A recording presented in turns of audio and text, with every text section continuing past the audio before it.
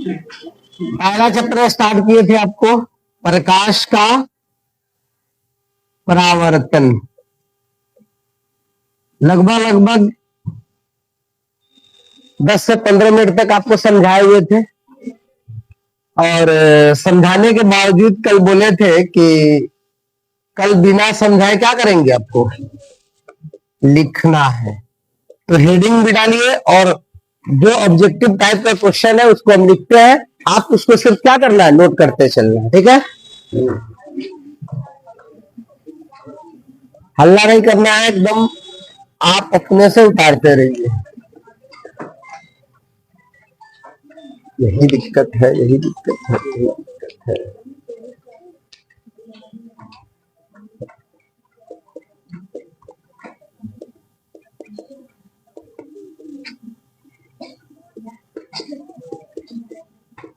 बोलिए मत।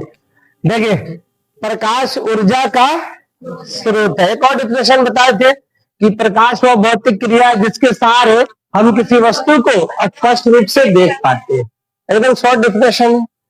और ये भी आपको बताए थे कि प्रकाश सीधी रेखा में गमन करती है। नोट करते चलिए, कोई दिक्कत नहीं है, सारे को नोट करिए।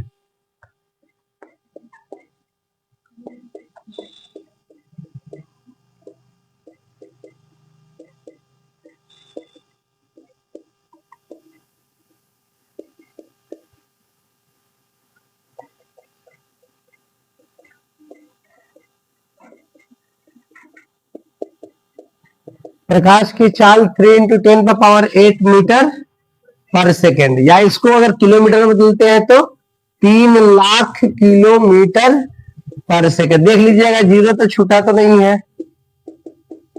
ठीक है, कहिए ना, हम देख भी रहे हैं।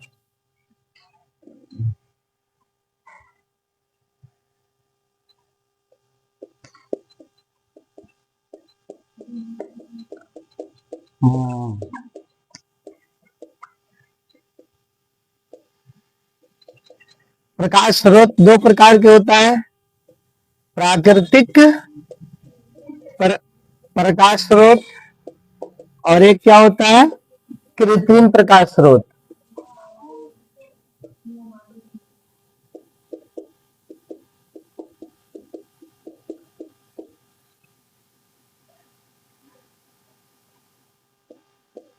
एग्जाम्पल आपसे पूछेगा, एग्जाम में क्या पूछेगा, एग्जाम्पल। जैसे सूर्य, तारा, जुगनू, यहां बल्ब हो जाएगा, टॉर्च हो जाएगा, मरकरी हो जाएगा, इटे से।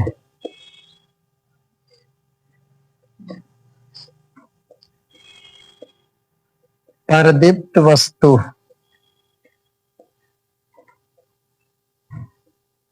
बल्ब हो जाएगा, सूर्य हो जाएगा,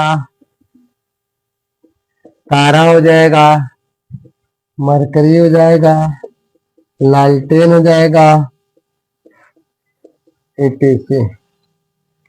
अप्रदीप्त वस्तु, अप्रदीप्त वस्तु,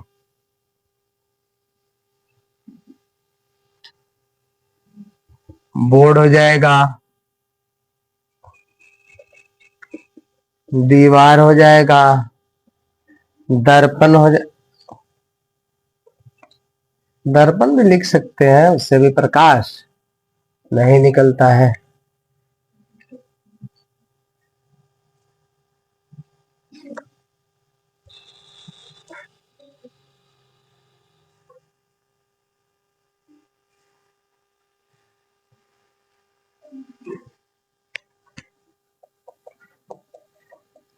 इसके बाद आपको किरण बताए थे।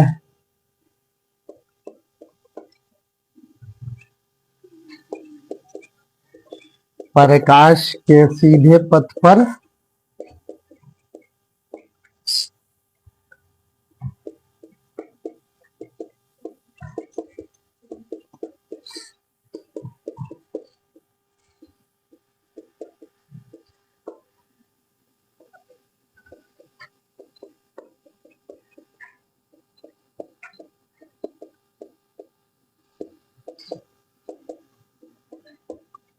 किरणों के समूह को किरण पुंज कहते हैं।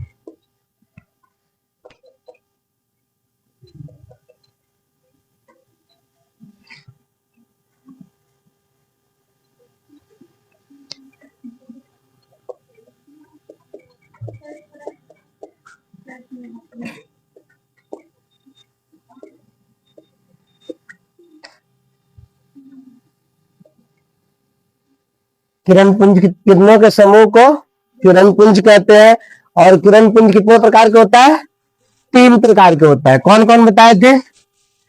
समांतर किरण पुंज, चलिए, समांतर किरण पुंज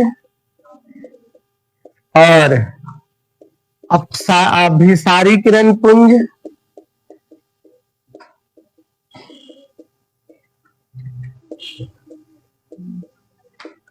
और तीसरा नंबर आपको बताए थे अपसारी किरण पुंज।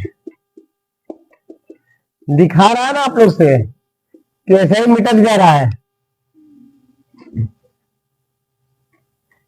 ये आपको क्या बनाए हम?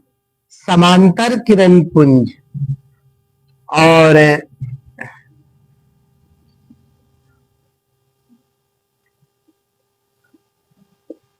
एरो का निशान अंदर की तरफ रहेगा तो, और एक बिंदु पर जाके मिले उसे अभिसारी किरण पुंज कहते हैं। और एक बिंदु से अनेक जगह फैल जाए वैसे किरण पुंज को क्या कहते हैं? अपसारी किरण। डिफिनेशन नहीं लिखा रहे, सिर्फ आपको ऐसे बता रहे हैं कि आपको समझ में आ जाए।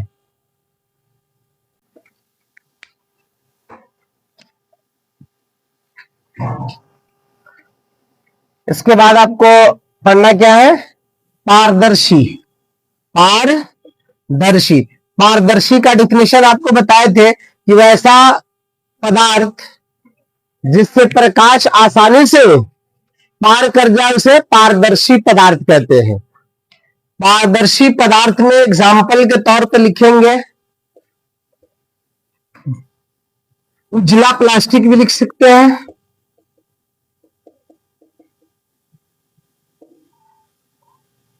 पानी हो जाएगा, कांच हो जाएगा, लेंस हो जाएगा, एटीसी।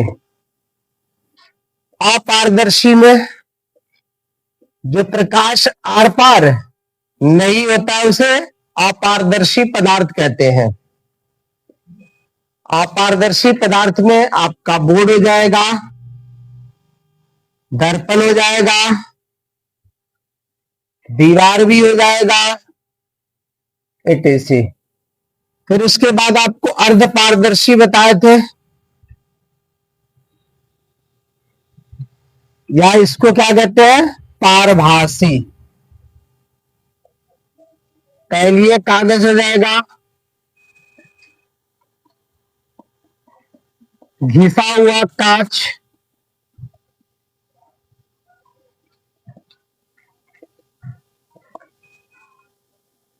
पर्दा हो जाएगा, से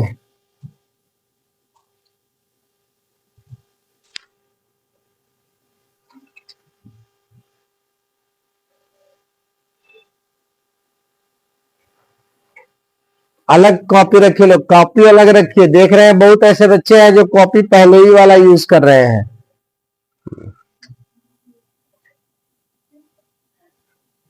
कॉपी खरीदिए, ठीक है।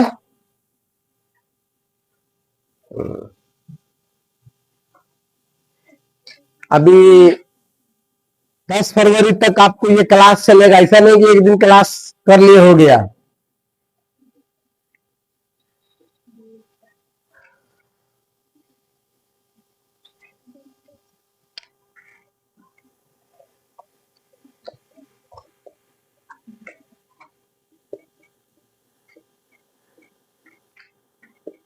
क्वेश्चन लिखिए, प्रकाश का परावर्तन क्या है? और जो भी क्वेश्चन यहाँ पढ़ाया जा रहा है वो एग्जाम के व्यू से है, कोई ऐसा दूसरा क्वेश्चन आपको नहीं लिखाया जाएगा। अच्छा, इसी में क्वेश्चन एक लंबा कर लीजिए, प्रकाश का परावर्तन क्या है? तो ये तो क्वेश्चन हुआ, इसके कितने नियम है? इसके कितने नियम है उल्लेख करें। इसके कितने नियम हैं, उल्लेख करें।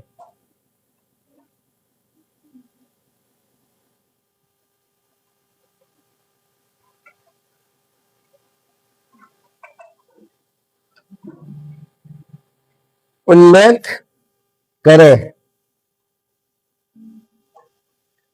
बोले आंसर, लिखिए।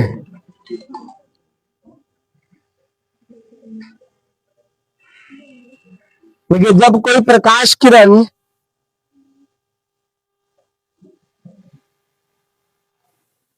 हेलो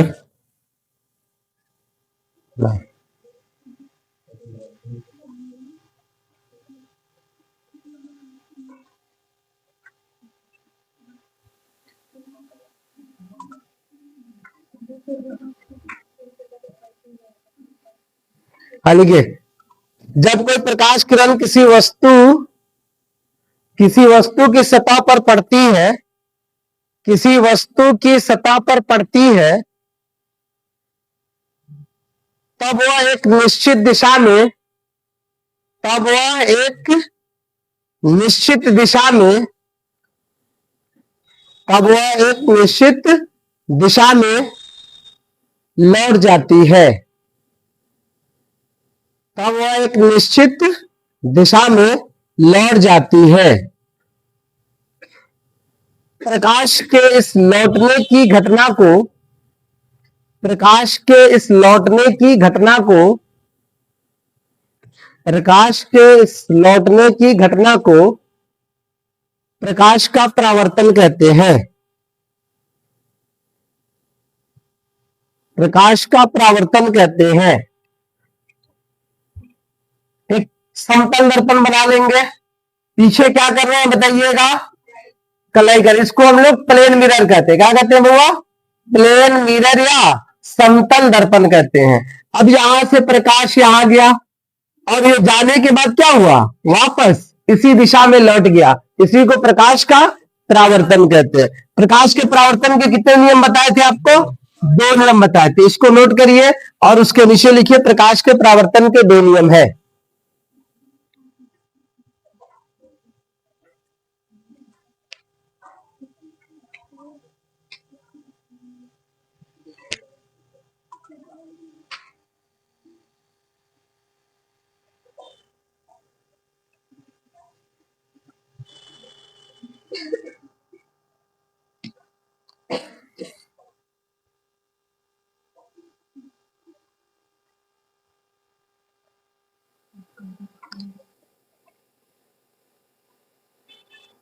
एरो का निशान सही से लगाएंगे, दोनों एक ही तरफ नहीं लगाएंगे, एक तरफ से जा रहा है एक तरफ से आ रहा है। और उसके नीचे लिखेंगे प्रकाश के परावर्तन के 2 नियम है। प्रकाश के परावर्तन के 2 नियम है। प्रकाश के परावर्तन के 2 नियम है। पहला नियम आप लोग लिखना स्टार्ट करेंगे। पहला नियम लिखिए, आपतित किरण आपतित किरण परावर्तित किरण आपतित किरण परावर्तित किरण तथा आपतन बिंदु पर आपतित किरण परावर्तित किरण तथा आपतन बिंदु पर डाला गया अविलंब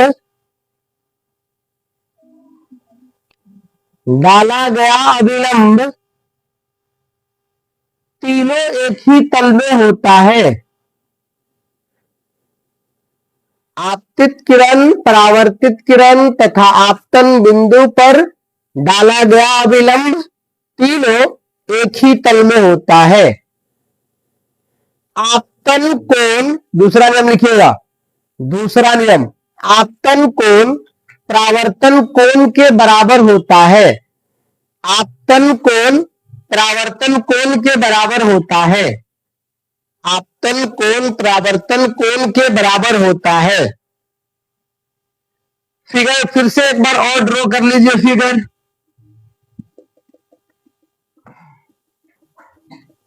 आप मिरर को कैसे भी रख सकते हैं। अगर यहां से हम क्या किए, आपतित कराए, और तो यहां से कैसे होगा, वापस ऐसे जाएगा। इसको क्या कहेंगे भाई, आपतित किरण बोलेंगे। क्या बोलेंगे, आपतित किरण कहेंगे। और ये जहां पड़ा इसको आपतन बिंदु कहते हैं। आपतन बिंदु, इसको कहते हैं परावर्तित किरण कहते हैं। परावर्तित किरण कहते हैं। और इसके बीच में जो डाला गया लंब है, इसे अविलंब कहा जाता है। क्या कहा जाता है, अविलंब कहा जाता है। और ये इसके बीच में जो एंगल होता है उसको आई, इसके बीच में जो एंगल होता है उसको आर कहते हैं। यहां लिख सकते हैं angle i is equal to angle r. I का मतलब क्या होता है सर, आपतन कोण कहते हैं। क्या कहते हैं, आपतन कोण कहते हैं। और आर जो होता है वह परावर्तन कोण होता है। परावर्तन कोण होता है। ऐसे फिगर को ड्रॉ कर लेंगे। चाहे आपको लग रहा है कि ऐसे हमसे नहीं होगा, आप सीधा भी कर सकते हैं, कोई दिक्कत नहीं है।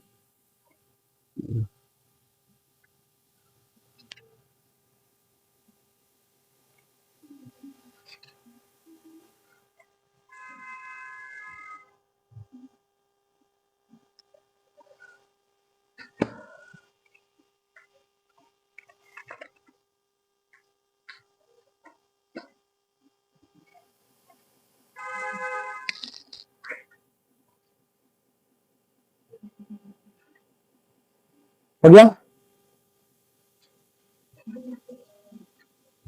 एक देखिए, एक आपको क्या है कि इंग्लिश में हम लोग बोलते हैं रेगुलर रिफ्लेक्शन। क्या कहते हैं, रेगुलर रिफ्लेक्शन। रेगुलर रिफ्लेक्शन यानी नियमित परावर्तन। नियमित परावर्तन, ये क्या होता है, देखिएगा नियमित परावर्तन क्या है कि यहां से ऐसे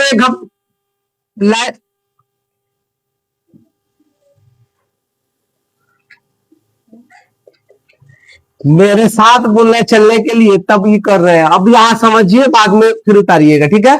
ये नीचे हमने क्या किया, कलाई कर दिया, इसको समझिएगा लोग। ये रेगुलर रिफ्लेक्शन है क्या, इसको हम लोग नियमित क्या कहते हैं, परावर्तन। रेगुलर का हिंदी नियमित होता है, जिसको हम लोग लगातार भी कह सकते हैं।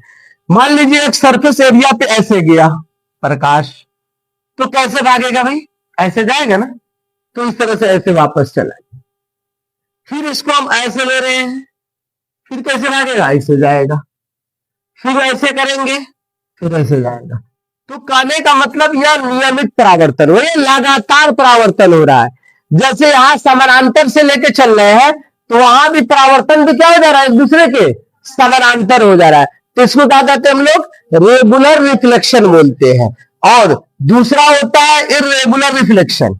इरेगुलर रिफ्लेक्शन, इसको हिंदी में क्या कहेंगे, अनियमित परावर्तन। अनियमित परावर्तन। अब अनियमित परावर्तन का मतलब क्या होगा, आप देखिएगा, ये तो लगातार आ रहा है और सीधा एक दूसरे के समांतर चला जा रहा है। लेकिन अनियमित परावर्तन क्या होगा, एक सरफेस, अभी जो है एक सरफेस एरिया नहीं रहेगा, या उबड़ खाबड़ एरिया रहेगा। कौन सा रहेगा, उबड़ खाबड़। हालांकि ये भी क्या है, अपारदर्शी है। क्या है, अपारदर्शी है। अब यहां पे पड़ा तो ऐसे भाग गया। बात समझ में आ रहा है, ये आपतित हो या परावर्तित हो गया। अब ये यहां से पड़ा, तब ये इतना ना गड्ढा है जिसको इसको ऐसे कर दिया। देखिए दिख रहा है आपको, अब ऐसे गया, अब इसको तोड़ दिया। मतलब कि यह क्या हो रहा है, इरेगुलर, इसका पता नहीं चल, समांतर नहीं चलता है।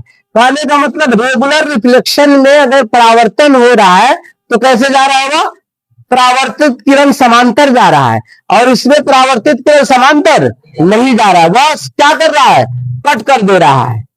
तो इसको हम लोग क्या कहते हैं, इरेगुलर रिफ्लेक्शन बोलते हैं। दोनों फिगर उतार लीजिए।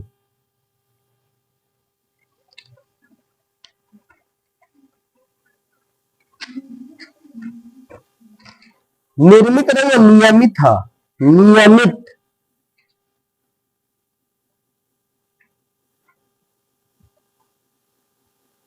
साफ साफ लिखिए लोग, ताकि लगे कि हाँ एग्जाम में भी आप साफ लिख सकते हैं।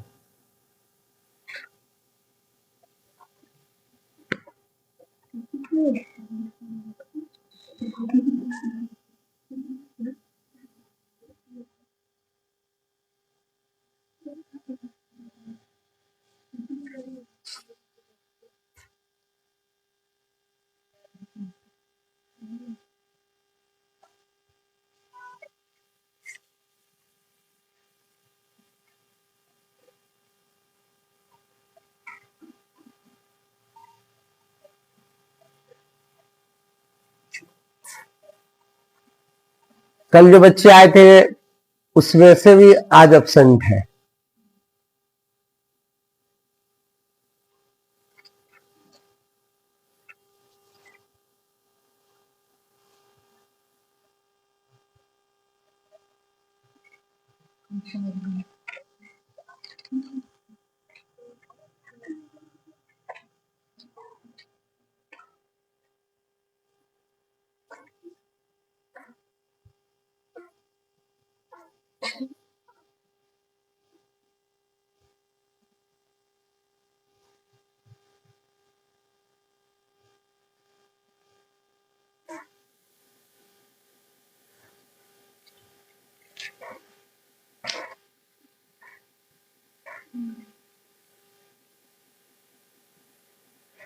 दूसरा नंबर में जो सरफेस एरिया ये बनाएंगे, इसको ऐसे ऐसे मोड़ लेंगे, लहरिया कट।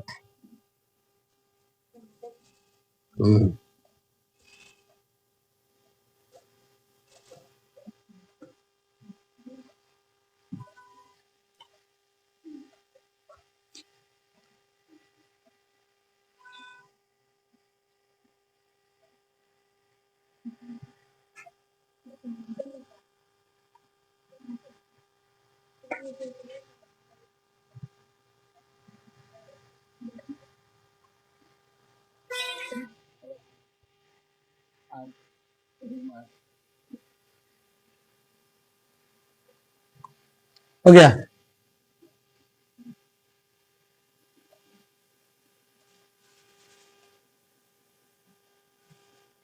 चलिए आगे बढ़ते हैं थोड़ा सा। कल इसके बारे में आपको नहीं समझाए थे, प्रतिबिंब पढ़ना है। क्या पढ़ना है बुआ? प्रतिबिंब। इसको हम लोग इंग्लिश में इमेज कहते हैं। क्या कहते हैं? इमेज। सारे लोग को पता है कि इमेज क्या होता है, जिसे हम लोग कहते हैं फोटो। क्या कहते हैं? फोटो बोलते हैं। अब लेकिन फिजिक्स में इसका डिफिनेशन कैसे होगा? फिजिक्स में कैसे होगा इस प्रतिबिंब का डिफिनेशन? प्रतिबिंब का डिफिनेशन कि किसी बिंदु स्रोत से आती प्रकाश किरणें परावर्तन के बाद, किसके बाद? परावर्तन के बाद जिस बिंदु पर मिलती है या मिलती हुई प्रतीत होती है। दो वर्ड यूज करना है। क्या करना है? मिलती है या मिलती हुई प्रतीत होती है। मिलती हुई प्रतीत होती है, यही दो वर्ड आपको यूज करना है। अब यहां जो है प्रतिबिंब कितने प्रकार के हो जाते हैं सर? दो प्रकार के। कितने प्रकार के हो जाता है? दो प्रकार के। एक क्या हो जाता है? वास्तविक प्रतिबिंब। ये एग्जाम में पूछता है कि वास्तविक प्रतिबिंब और काल्पनिक प्रतिबिंब में अंतर स्पष्ट करे। वास्तविक होता है और एक काल्पनिक होता है। और काल्पनिक को क्या कहते हैं सर? आभासी प्रतिबिंब कहते हैं। क्या कहते हैं? आभासी प्रतिबिंब कहते हैं। काल्पनिक प्रतिबिंब जब भी बनता है ना, तो वह कैसे बनता है? डॉट डॉट डॉट डॉट से बनता है काल्पनिक प्रतिबिंब। जहां जहां डॉट डॉट देखेंगे तो वह क्या कहेंगे? यह काल्पनिक प्रतिबिंब है। वास्तविक क्या होता है? डॉट नहीं बनता है, वह दिखता है कि कैसे है। बात समझ में आ रहा है? तो प्रतिबिंब कितने प्रकार के हुए? दो प्रकार के। कौन कौन? एक वास्तविक। वास्तविक को हम लोग कहते हैं रियल इमेज, और इसको क्या कहते हैं? Virtual image. क्या है? Virtual image. अब ये किस प्रतिबिंब को पर्दे पर प्राप्त किया जा सकता है? तो वास्तविक प्रतिबिंब को पर्दे पर प्राप्त किया जा सकता है। किस प्रतिबिंब को? वास्तविक प्रतिबिंब को पर्दे पर प्राप्त किया जा सकता है। काल्पनिक प्रतिबिंब को पर्दे पर प्राप्त नहीं किया जा सकता है। और इसका अगर विश्लेषण सुनेंगे कि वास्तविक प्रतिबिंब क्या होता है, हाइये वर्डवा एगो मिला लेंगे। मिलती है तो वास्तविक प्रतिबिंब, मिलती ही प्रतीत होती है तो काल्पनिक प्रतिबिंब। डिफिनेशन सेम रहेगा। किसी बिंदु स्रोत से आती प्रकाश की किरणें दर्पण से परावर्तन के पश्चात जिस बिंदु पर मिलती है उसे वास्तविक प्रतिबिंब कहते हैं, और मिलती हुई प्रतीत होती है उसे काल्पनिक प्रतिबिंब कहते हैं। कोई दिक्कत? अब ये तो प्रतिबिंब दो प्रकार के हुए। अब इसके बाद एक और पढ़ना है कि समतल दर्पण। क्या पढ़ना है? दर्पण पढ़ेंगे। अभी दर्पण क्या होता है, गोलीय दर्पण क्या है, ये सारे के सारे पढ़ेंगे। लेकिन उससे पहले हम पढ़ते हैं कुछ समतल दर्पण। अब ये जो समतल दर्पण, एक सीधा लाइन खींचिए और क्या करिए, कलई कर दीजिए। ये क्या हो गया आपका? समतल दर्पण हो गया, प्लेन मिरर हो गया। अब ये प्लेन मिरर में क्या होता है कि जितना बड़ा वस्तु रखेंगे, जितना बड़ा वस्तु रखेंगे उतना ही बड़ा वस्तु क्या होगा, इसके दर्पण के पीछे प्राप्त होगा। और कैसा प्रतिबिंब प्राप्त होगा सर? काल्पनिक। डॉट डॉट लिखे हैं, डॉट डॉट का मतलब काल्पनिक। मतलब समतल दर्पण में जितना बड़ा वस्तु रखते हैं उतना ही बड़ा प्रतिबिंब प्राप्त होता है।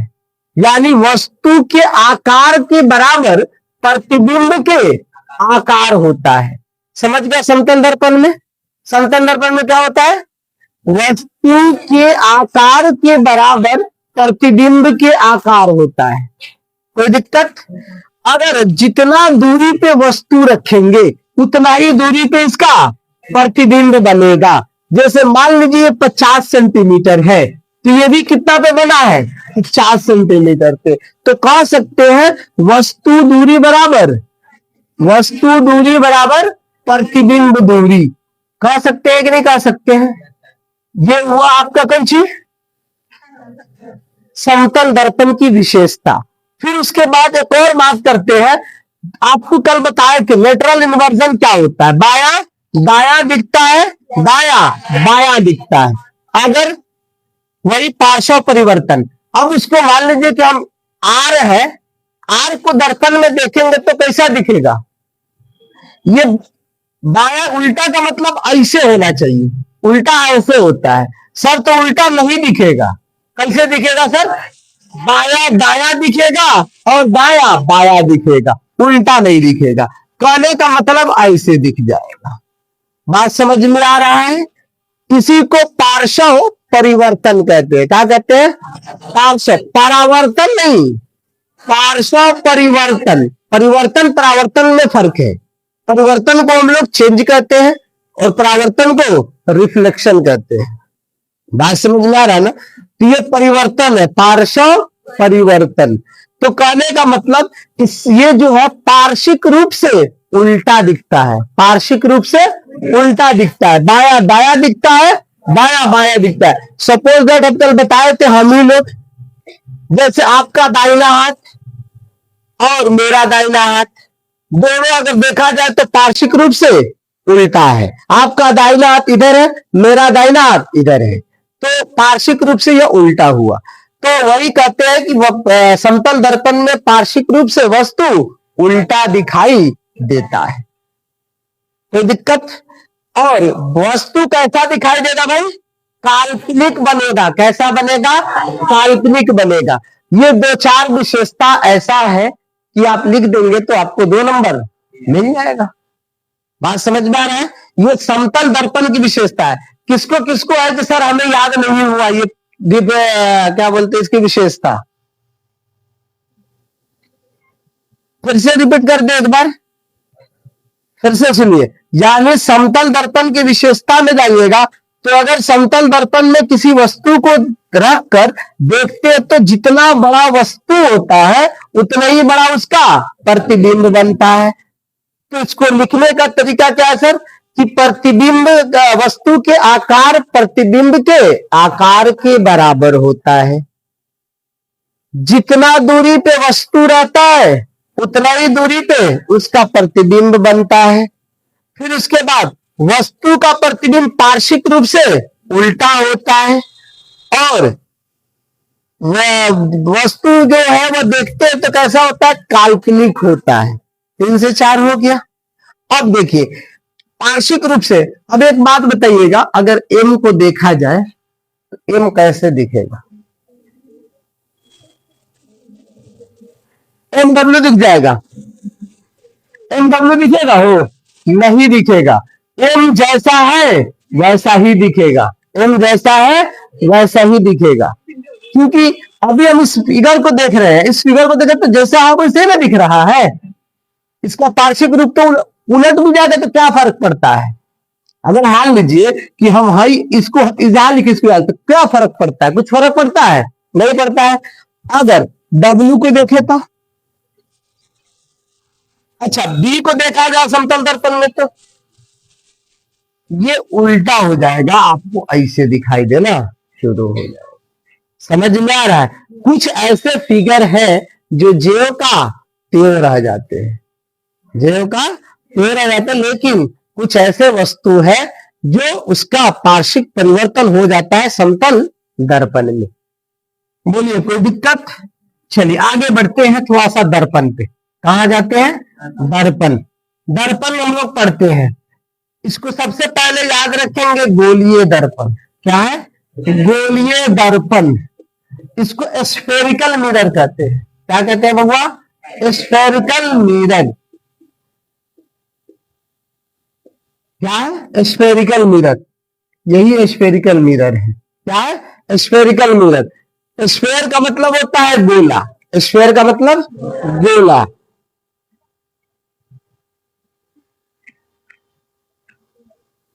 देखिए तो ये गोला आपको दिख रहा है और नहीं दिख रहा है तब भी देखने का प्रयास करिए। इसको ये कहीं ना कहीं तो केंद्र होगा, इसका होगा कि नहीं होगा केंद्र? तो इसको हम लोग इस गोलीय दर्पण, या गोलीय दर्पण का डिफिनेशन अगर पूछा जाता है तो गोलीय दर्पण का डिफिनेशन क्या होगा? यानी खोखले गोले का भाग होता है जिसे गोलीय दर्पण कहते हैं। खोखला गोला मतलब जैसे फुटबॉल खाली होता है, एयर तो रहता है लेकिन वो दिखाई देता है नहीं देता है, तो क्या है? वो गोला है। तरबूज देखे हैं? तरबूज भी गोला होता है। अब कहीं रहता है कुछ लंबा भी होता है, अरे लंबा होगा वो भी चलेगा, वो भी गोला ही है। गोला ये भी एक तरह से गोला ही है, ये भी एक तरह से गोला ही है। बात समझ में आ रहा है? अंधा है। तो कहने का मतलब तरबूज इस आकार के भी तो होता है ना, होता है कि नहीं होता है? इस आकार के भी तरबूज होता है। तो यहां जिस और यह जिस जो मतलब इसका केंद्र होता है वह क्या कहलाता है? वक्रता केंद्र कहते हैं। क्या कहते हैं भैया? वक्रता केंद्र कहते हैं। और वक्रता केंद्र से इस दर्पण की परिधि मतलब को जोड़ देते हैं तो इसको क्या कहते हैं? त्रिज्या कहते हैं। क्या कहते हैं? त्रिज्या। और ये जो एक ऐसा रेखा है जो केंद्र से होके क्या होता है? गुजर जाता है, उसे क्या कहते हैं? प्रतिच्छेदक रेखा नहीं कहते बउआ, यहाँ प्रधान अक्ष कहते हैं। क्या कहते हैं बउआ? प्रधान अक्ष कहते हैं। क्या कहते हैं? प्रधान अक्ष कहिए या इसको मुख्य अक्ष कहिए। क्या कहिए? मुख्य अक्ष कहते हैं। और यही गोलीय दर्पण क्या हो जाता है? 2 प्रकार का हो जाता है। एक क्या हो जाता है? अवतल दर्पण और एक उत्तल दर्पण। पता है ये बात? उत्तल दर्पण, एक अवतल दर्पण और एक उत्तल दर्पण। और ये कौन सा दर्पण बन रहा है अंदर से, और ये कौन सा बन रहा है? गजब। बताइए ये वाला अगर आपको काट कट करके दे रहे हैं, क्या कर रहे हैं? कट करके दे रहे हैं यहां से, बाहर से कलई है ना, बाहर से कलई, ये भी बाहर से कलई है, तो ये क्या हो जाएगा आपको? तल दर्पण हो जाएगा। और अंदर से जो कलई होगा वह क्या होगा? आप बताइए क्या सही लिखे हैं कि गलत लिखे हैं? बोलिए सही है। देखिए आप लोग कभी कभी कंफ्यूज कर जाते हैं। ये हमने क्या किया, लिखा ही आपको क्या करने के लिए? दिखाने के लिए। ये आपका कौन सा दर्पण हुआ? ये है आपका उत्तल दर्पण। उत्तल दर्पण है, यह क्या है? उत्तल दर्पण। और ये बाहर से, सॉरी सॉरी, ठीक तो कहीं करवे किए थे। सही है, सही है, सही है, सही है। और उत्तल दर्पण हमें लगा असल ये जो है फिगर क्या था, यहाँ का उठा, वहां का उठा के यहाँ लिख दिए। दिख रहा है आपको? तो इसलिए ऐसे हो गया। तो ये ठीक है आपका, ये क्या है? अवतल दर्पण। और ये जो अंदर से है वह उत्तल दर्पण हो जाएगा। सही है, बात समझ में आ रहा है? क्योंकि हम लोग ये जो गोला बनाया ना, ये अंदर वाला कहाँ उठा करके चले गए हैं? वहां पे। और ये बाहर वाला यहाँ पे लिखे हैं। तो याद रखेंगे ये क्या है? अवतल। और वो क्या है? उत्तल है। तो गोलीय दर्पण कितने प्रकार के? दो प्रकार के। कौन कौन? अवतल और उत्तल। तो अभी दो क्वेश्चन हम लोग लिखेंगे। कौन सा? प्रतिबिंब, क्योंकि आगे पढ़ने से अच्छा है कि पहले अभी लिख लिया जाए। लिखिए, प्रतिबिंब किसे कहते हैं? यह कितने प्रकार के होता है? प्रतिबिंब किसे कहते हैं? यह कितने प्रकार के होता है? प्रतिबिंब किसे कहते हैं? यह कितने प्रकार के होता है?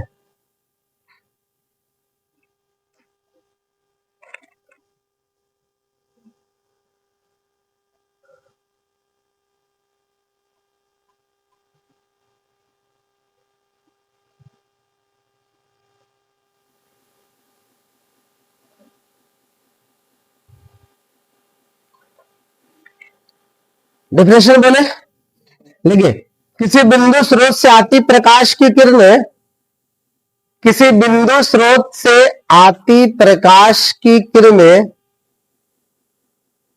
किसी बिंदु स्रोत से आती प्रकाश किरणें दर्पण से परावर्तन के पश्चात, दर्पण से परावर्तन के पश्चात, दर्पण से परावर्तन के पश्चात, दर्पण से परावर्तन के पश्चात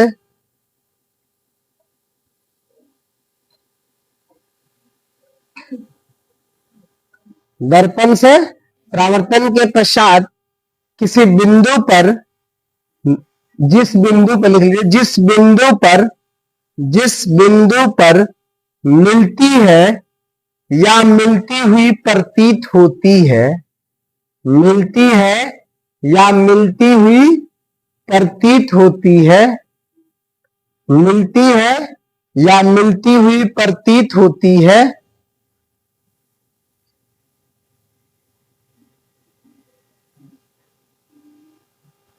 कॉमा देकर लिख लीजिए, प्रतिबिंब कहलाता है।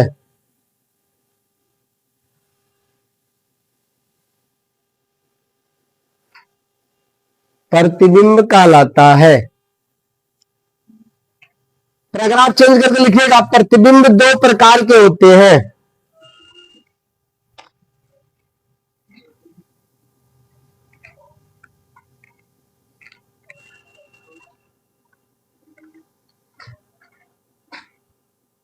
एक में लिखिएगा वास्तविक प्रतिबिंब, एक में लिखिएगा वास्तविक प्रतिबिंब,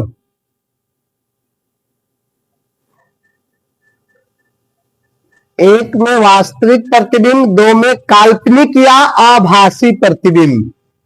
एक में काल्पनिक प्रतिबिंब, वही एक में काल्पनिक भी इधर लिखे हैं, मतलब बोल रहे अभी मत काट के लिखना स्टार्ट कर दीजिएगा कि ना सर एक में काल्पनिक है बोले हैं। दोनों हो गया। अब देखिए डिफिनेशन एक अपने पहचानने के लिए कि जैसे आप वास्तविक लिखे है ना, वास्तविक प्रतिबिंब लिखकर, वास्तविक प्रतिबिंब लिख करके और डैश दे करके, मतलब ऐसे एरो का निशान दे दीजिए, ऐसे लिख लीजिए मिलती है, ऐसे कर सकते हैं कि ताकि आपको ध्यान में रहे कि डिफिनेशन वही देना है, लेकिन वहां क्या करना है? मिलती है लिखना है। और अंडरलाइन करके एक में तो ये हो जाएगा, फिर इसी के नीचे लिखिएगा, इसी के नीचे मिलती है लिख के, और उसके नीचे 2 नंबर में ऐसे करके लिखिए, क्योंकि यह 1 नंबर में हो गया डिफिनेशन इसका, और दूसरा नंबर में लिखिएगा। बोले नहीं लिख रहे हैं? ये मिलती है लिख लीजिए, ठीक है। मतलब कि ऊपर वाला पूरा डिफिनेशन लिखेंगे। कैसे लिखेंगे कि किसी बिंदु स्रोत से आती प्रकाश की किरणें दर्पण से परावर्तन के पश्चात जिस बिंदु पर मिलती है उसे वास्तविक प्रतिबिंब कहते हैं। अब इस 2 नंबर में लिखिएगा, इसे पर्दे पर प्राप्त किया जा सकता है। किसे सर? वास्तविक प्रतिबिंब को लिखिए, इसे पर्दे पर प्राप्त किया जा सकता है।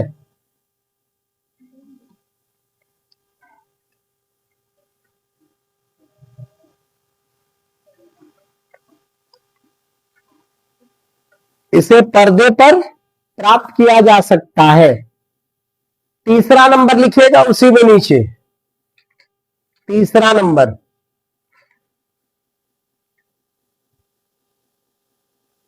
बोले इसमें वस्तु का प्रतिबिंब, इसमें वस्तु का प्रतिबिंब वास्तविक, इसमें वस्तु का प्रतिबिंब वास्तविक तथा उल्टा बनता है। वास्तविक तथा उल्टा बनता है। हो गया। अब सेम उसी तरह काल्पनिक का भी लिखिए 2 नंबर करके। काल्पनिक,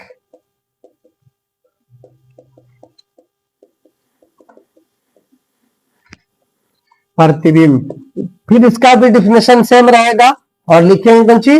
मिलती हुई प्रतीत होती। हम डैश डैश इसलिए या अब छोड़वा के इसलिए लिखना है कि ऊपर से डिफिनेशन लेना है किसका? प्रतिबिंब वाला। मिलती हुई प्रतीत होती है।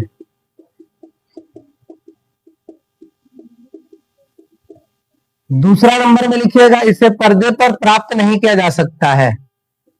इसे पर्दे पर प्राप्त नहीं किया जा सकता है।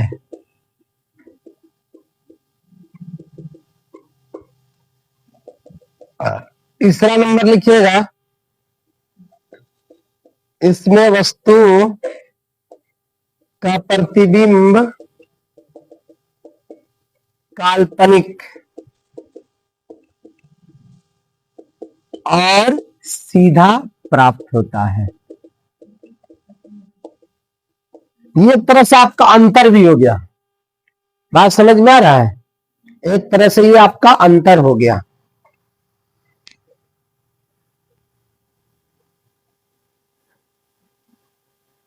चलिए फिजिक्स आज के लिए इतना ही।